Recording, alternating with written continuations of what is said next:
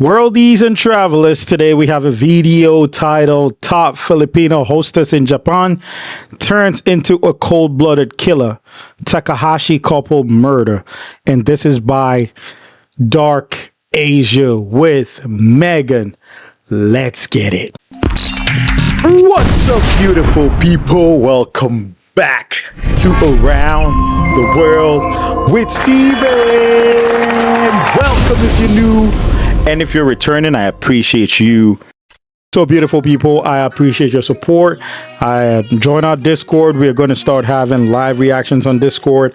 And in these reactions, I'm going to interact with each and every one of you while we react to videos. We're planning it out with Irony, Chio, Momo, our wonderful mods on Discord. Right now, it seems slow, but yeah, once we start, we're going to start having interactions on Discord. And what it is we'll react to videos, and instead of you listening to my reaction, we're going to react. We're going to interact while we're reacting to a video. It's going to be fun. It's going to be amazing. So join our Discord now. Don't miss out. I'm also going to take requests from Discord, and also like, share, subscribe. You are doing amazing, and I appreciate and salute you all. Let's get into this video. Working abroad can feel like the ultimate adventure, a chance to experience new cultures, meet interesting people, and sometimes enjoy a lifestyle we could only dream of. But there's a dark side to this dream, and sometimes the pursuit of that perfect life abroad can push people over the edge. In this case, greed drove someone down a path that stunned both Japan and the Philippines. This is the tragic story of the Takahashi couple. Wow, this is insane.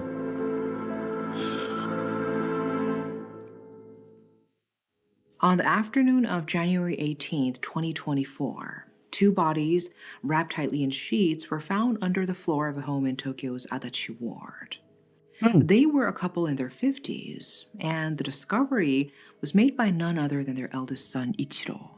What? Returning from work, he immediately noticed something was off. There were faint, scattered blood stains on the floor.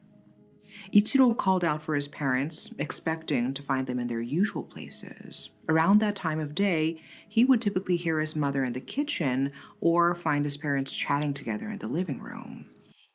Wow, this is so sad. Imagine like going home as the oldest child of your parents. You always see your mom in the kitchen or chatting in the living room with your dad, and this time around, all you see is blood on the floor scattered, and you find your parents deceased. That is something that sticks with you for the rest of your life. It is traumatic. You will need counseling. You will need trauma therapy. This is crazy. I am so sorry for Ichiro, his name is. I'm sorry if I'm butchering his name, but man, my heart goes out to him. This is crazy. But on this day, the house was eerily silent and unusually dark. Hmm. A sense of dread set in. Slipping on his indoor slippers, he spotted more bloodstains scattered in various spots throughout the house. What? Each step heightened his anxiety. He tried calling both of his parents' cell phones, but there was no response. Their phones were turned off. Desperate, Ichiro reached out to his father's workplace, only to learn that Norihiro, his father, hadn't shown up to work that day. What? When he checked with his sister, she too hadn't heard from their parents. Fearing the worst, he quickly dialed 110 to report his parents missing. As the police arrived on the scene, they noticed an eerie orderliness to the home. No signs of forced entry or ransacking were present, ruling out robbery as a likely motive. Now that is scary because I thought he went and found his parents. So all he saw was blood, but didn't see his parents. That's why he went over to his father's workplace and he had not shown up. Now that is scary. That is indeed scary. You ask yourself a lot of questions. And also the orderliness rules out robbery, at least in my mind. No forced entry, which means whoever did that to them, if they're both unalived, meaning if they're both, you know, murdered, the person knows them. The person didn't have to force his way in there. They probably let him in or something like that. And because there was blood inside, they probably were hurt inside. I don't know. This is crazy. Despite combing the house for evidence, they found very little to work with. The phones, when traced, led back to the house itself. With a lack of clues or any obvious motive, police could only assume one possibility. The Takahashi couple had been kidnapped. Neighbors reported seeing Norihiro and his wife Kimie each leaving the house briefly on the day they vanished. Norihiro was last seen around 1 p.m., stepping out of the house, and just 30 minutes later, Kimie was also seen leaving, only to return shortly after. According to locals, the couple seemed to disappear into thin air around 4:30 p.m. On the afternoon of January 18th, police dogs, intently sniffing around a stain on the floor, led officers to uncover a chilling discovery. Underneath the blood-stained floorboards, officers found Norihiro and Kimiya's lifeless bodies, What? tightly wrapped inside a bag. Norihiro, aged 55, had multiple wounds, as did Kimiye, who was 52. The three-story house held grim signs of violence. Blood spatters around the floor and front door hinted at a struggle, though some stains seemed hastily wiped away. Naturally, the police's first interview was with Ichiro, their eldest son, and the one who found the initial bloodstains. Living with his parents for years, he stated he lost contact with them on January 16th after heading to work. But Ichiro's presence in the household raised more questions, especially when neighbors shared they overheard heated arguments between him and his father, centered around money. Ichiro had recently borrowed a large sum from Norihiro, which reportedly fueled tension. To complicate matters, the father and son had also jointly bought a property in Senju, Midoricho, valued at a staggering $500,000, sparking a legal gray area around ownership. So if you're ruling somebody out of a murder case like this, you need to establish like motive. Is there motive? Is there opportunity to commit the crime? Is there motive behind that opportunity? Do you think they could do it? And this guy has a lot of motives. It doesn't mean he did it. It means there was a lot of reasons why he could have been the killer. All right, the property, the $500,000 property, it's not that is not small money. That is not small money. Neighbors hearing them fight or quarrel over money also could be a motive. He being the one to discover the blood could be a motive. Not that couldn't be a motive, but that could be him actually being the killer. Now, I'm not saying he is. I'm looking at possibilities here. And they were hidden under the floorboards. That's crazy. So the person did that to them and had all the time in the world to open up the floorboard, wrap them up, and put them underneath it? How? And there was no forced entry. Remember that. Dang. The police suspected Ichiro may have lashed out in a money-related dispute, with Kimie as an unfortunate witness to the conflict. However, after a thorough investigation and a strong alibi corroborated by Ichiro's colleagues, he was cleared. To understand what might have led to the murder of the Takahashi couple, we need to take a closer look at their lives and who they were within the community. Despite the brutal nature of the crime, the Takahashis didn't seem like the kind of people to attract such violence. 2 years prior, they had settled in Adachi Ward, quickly building a warm reputation among their neighbors. Kimie, the heart of the family, was known for her kindness and warmth. She was polite, reserved, and brought a cheerful, gentle presence to those around her. Norihiro, on the other hand, had a quieter but noticeable presence. With his embroidered jackets and a demeanor some described as Yankee, a term in Japan often linked to former gang affiliation or a tough past, Ah. he looked intimidating to those who didn't know him. Yet his personality told a different story. Dorihiro was officially self-employed, though he actually managed a small members-only bar in Sumida Ward. This wasn't a flashy place, but rather a cozy, low-profile establishment for space around 20 patrons and a 5-seat counter. It had a small but dedicated clientele, many of whom traveled long distances just to enjoy Norihiro's hospitality.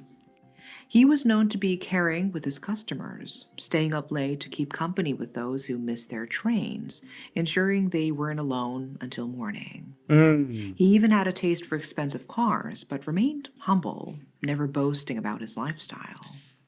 Well, it looks like so far what we're hearing about this couple is that they are very, very down to earth, nice people.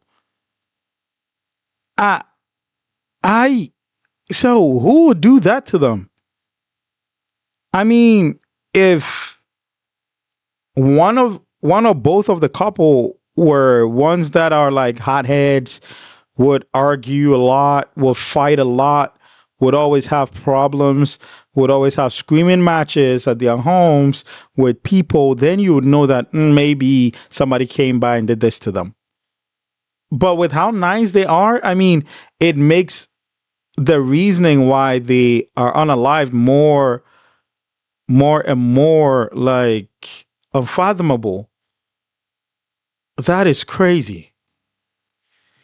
The Takahashis kept to themselves, led quiet lives, and avoided any trouble with others.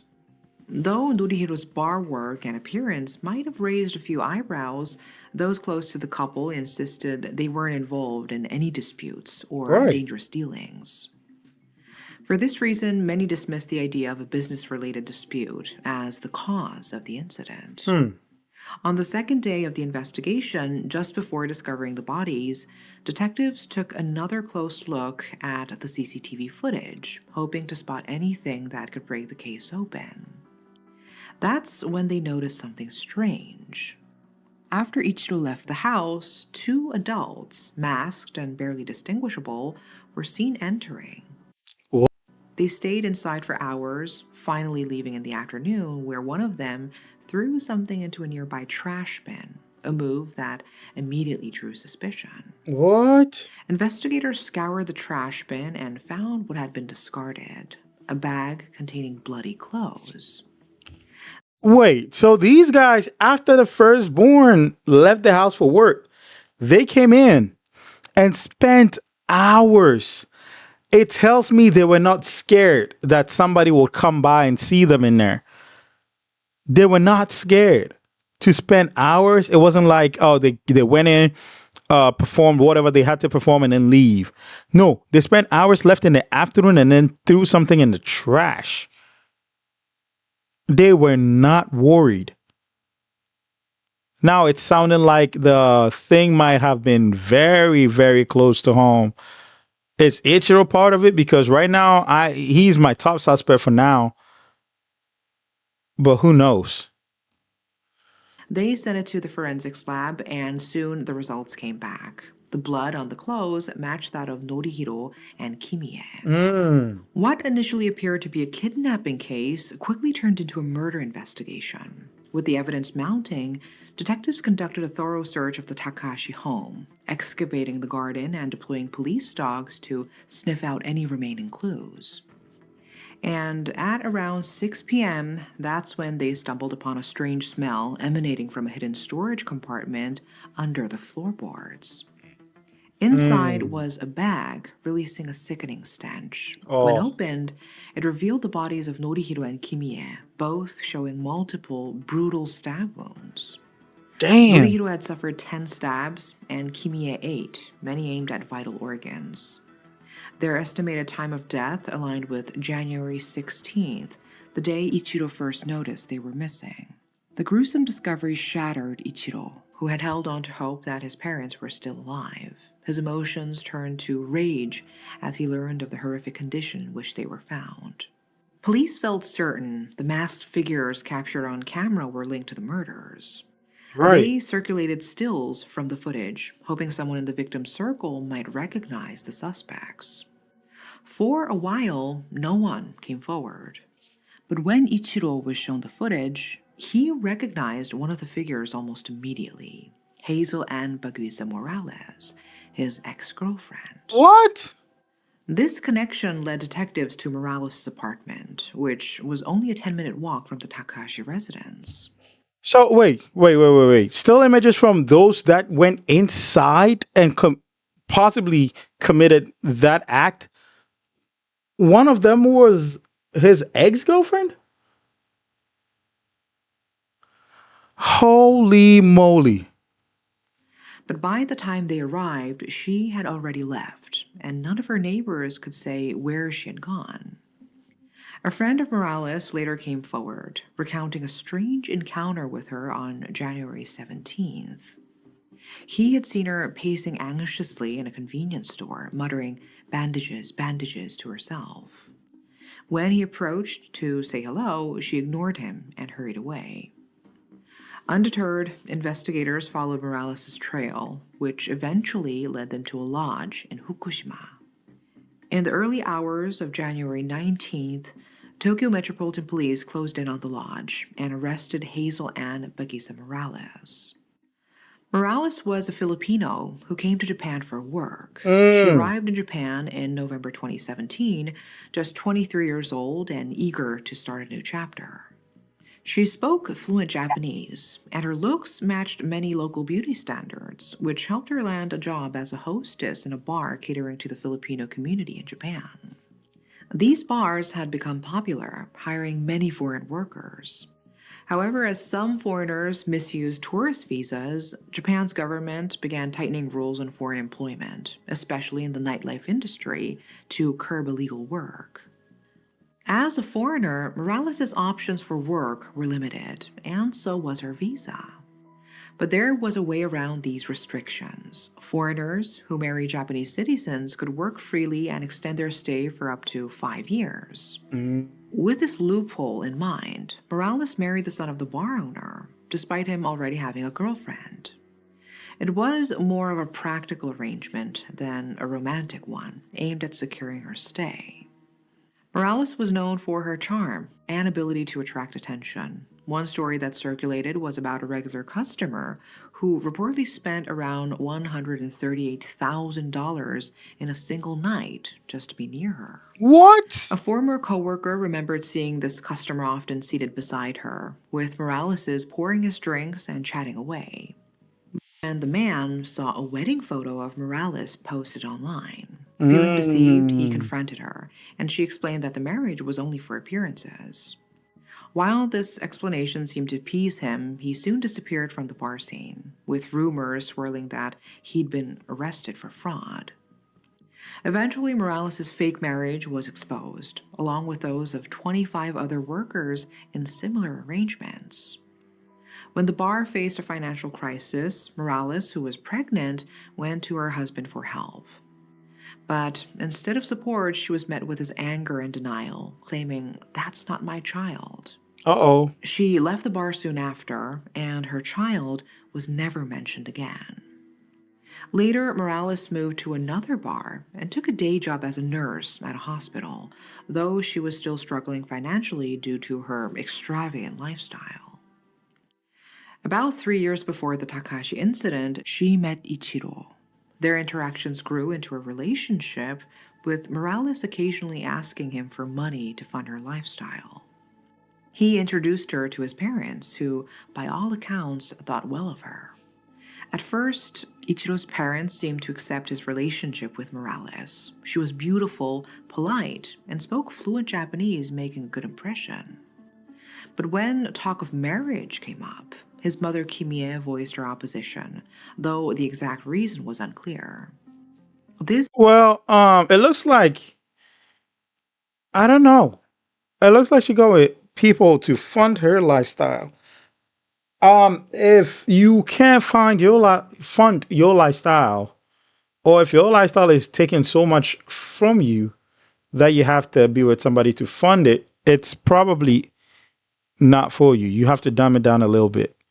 I mean, it's nice to have nice things and stuff like that, but what is the use of nice things if you can't fund it or if you can't maintain it? So there is that. Secondly, she met Ichiro, sorry, and it looks like father was okay, mother was not when it came to the topic of marriage.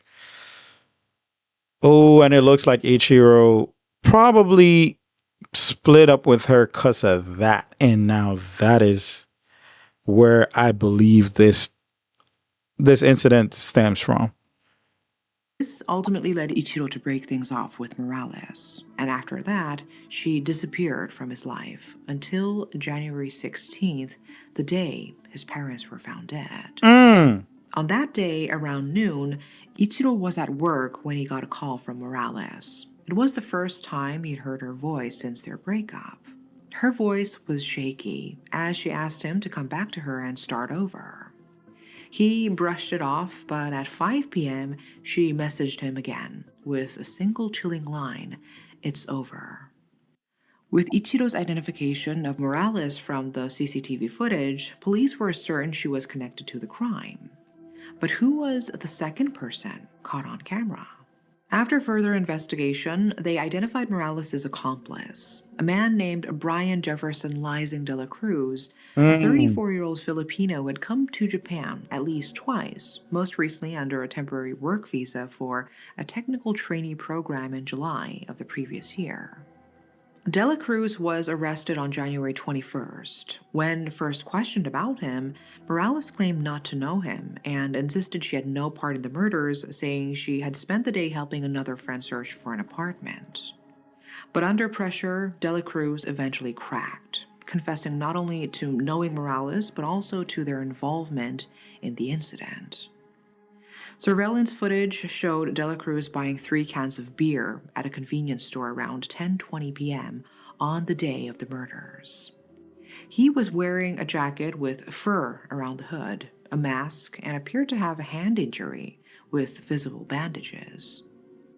Morales and De La Cruz had known each other since her days in the Philippines. She had met up with him again not long after her breakup with Ichiro, and they often hung out together with De La Cruz's girlfriend. Morales frequently shared her financial troubles with De La Cruz, which likely played a role in his decision to assist her with her desperate plans. Bro, but your plans to unalive them won't make your situation better. It's not going to fund your lifestyle. It's going to get you in trouble. What kind of thought is that? And that idiot didn't even chip in. Like, why are we going to unalive these people? I mean, it's not like we're going to get a whole bunch of money for you to fund your lifestyle. But that is crazy. It looks like she wanted to live that lifestyle, but did not earn enough and didn't care. She wanted it funded any way possible. That's not how to live. That is definitely not how to live. In the days leading up to the murders, Morales approached De La Cruz and revealed her chilling plan. We still don't know exactly why De La Cruz would risk everything, including his job, to help her carry it out, but ultimately he agreed. On January 16th, Morales and De La Cruz snuck into the Takahashi home unnoticed. Since Morales had been there several times with Ichiro, she knew the house's passcode and felt familiar enough with the space. Once inside, they hid in one of the rooms. It was then that Morales called Ichiro, asking him to come back to her, a last attempt perhaps, before putting her plan into action. Around 1 p.m., Norihiro stepped out briefly, returning just a few minutes later. Half an hour later, Kimie went outside, giving Morales and De La Cruz the opening to confront Norihiro alone. When Kimie Oh, returned and entered the living room, she too was attacked by Morales and De La Cruz, who brutally stabbed both parents, inflicting multiple wounds that ended their lives almost instantly. The oof. two then attempted to clean up the crime scene, wiping away bloodstains with their own clothes, but in their hurry, they missed several spots. They wrapped the bodies in a bag and concealed them under the floor, attempting to hide their tracks. Casually tossing their bloody clothes into a nearby trash bin, they left the scene as though nothing had happened. As investigators continued their search for a motive, a Philippine embassy official suggested that one of the perpetrators seemed extremely emotionally disturbed. Japanese investigators initially focused on Morales' possible grudge or financial motives. Public theories about Morales' possible motive began circulating. Some believed she killed Ichiro's parents to prevent them from asking her to return money she had allegedly borrowed from Ichiro. Wow. Others thought it might have been because they opposed her relationship with him. With her reputation for a lavish lifestyle, the Takahashis may have seen her as an unsuitable partner for their son. Big problem. This case sent shockwaves through both Japan and the Philippines, with people worrying it might strain diplomatic ties or influence how foreign workers are perceived in Japan. The case remains open. They are now facing new investigations for direct involvement in the murder itself. Japanese authorities are working with Philippine officials who are providing legal assistance. Further evidence, including CCTV footage and DNA matches, has strengthened the case, but the final charges and court proceedings are still pending. So as of now, Morales' and De La Cruz's fates are undecided. So what do you think was the motive behind all this? And why do you think De La Cruz went along with it? And as we close this heartbreaking story, we reflect on the lives of Norihiro and Kimiya Takahashi. Their warmth and kindness left a lasting mark on those who knew them, and their tragic loss resonates deeply within their community and beyond. We extend our deepest condolences to their family, friends, and all who feel their absence. May their memory be honored, and may peace and justice bring comfort to their loved ones during this painful time. That's all for today. Thanks for watching. Megan, salute. Amazing reporting. However, this is crazy. Definitely, if she was spotted on the CCTV and was pointed out by Ichiro, and the police looked at the CCTV and could see her and De La Cruz, absolutely they're guilty. Well, De La Cruz is a piece of shit that will go along anyway. I mean, he doesn't sound like he's much of a thinker or something like that. Nah. But the lady, Morales, that is what are you funding a big lifestyle for? You definitely cannot sustain that lifestyle. And unaliving the parents was your answer to that? Bro, I wish you have severe punishment and consequences for this. This is unacceptable. Morales is crazy. You want to live big, lavish. You don't have money for big and lavish. You tried to use Ichiro. They saw through it and told you no. Your next thing is to unalive them, and you think Ichiro is going to come back after that? I don't think he loved you anyway, because he was with you. His parents gave him a little bit of resistance to stop talking to you, and he did. He stopped talking to you. Another thing was you had to call and beg him. Oh, are you sure this is the only chance? Whatever you told him. He didn't seem fazed. It wasn't like, oh yeah, that's my ex, I miss her. Nothing. Matter of fact, he said, oh, it's been a long time you spoke to him before answering the call. Morales is crazy. She's a psycho. Please like, share, subscribe, bringing you amazing reactions like these. Dr. General Megan, I salute you. This is amazing. I hope to God the law comes down heavy on De La Cruz and Morales. Rest in peace to Ichiro's mom and dad. They did not deserve this. Until next time, guys, I'll see you. Bye.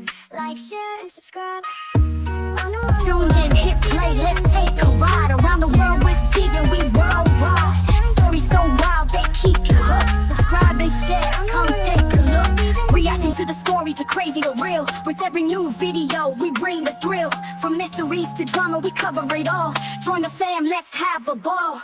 From dark tales to